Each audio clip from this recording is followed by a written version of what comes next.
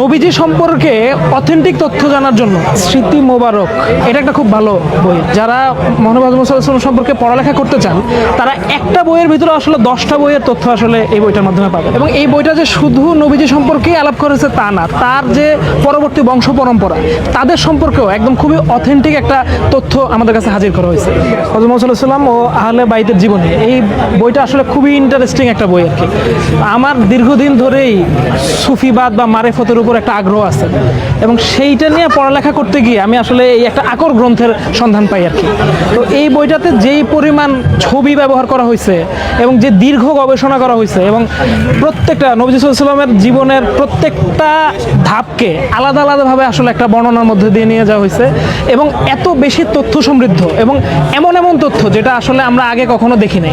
এবং এই বইটা যে শুধু নবীজি সম্পর্কেই আলাপ করেছে তা না, তার যে পরবর্তী বংশ পরম্পরা তাদের সম্পর্কেও একদম খুবই অথেন্টিক একটা তথ্য আমাদের কাছে হাজির করা হয়েছে। তার ফলে যেটা হয়েছে যে কি আমরা আসলে একটা মানে কম্প্রিহেন্সিভ একটা লিটারেচার, যেটা আমরা হয়তো এর আগে পশ্চিমাদের কাছ থেকে পাইছি, কিন্তু বাংলাদেশেই যে এই মাপের গবেষণা হইতে পারে এবং এমনভাবে এই কাজটা করেছে, খুবই একাডেমিক অ্যাপ্রোচ যেমন এটার মধ্যে আছে, একই সাথে বর্ণনা শৈলীটা খুবই আধুনিক এবং খুবই মানে সহজ পাঠ্য আর কি। ফলে আমার কাছে মনে হচ্ছে যে কি এই বইটা মানে যে কেউই যারা মহানবী হযরত মুহাম্মদ সাল্লাল্লাহু আলাইহি ওয়াসাল্লাম সম্পর্কে পড়ালেখা করতে চান তারা একটা বইয়ের ভিতরে আসলে 10টা বইয়ের তথ্য আসলে এই বইটার মাধ্যমে পাবেন।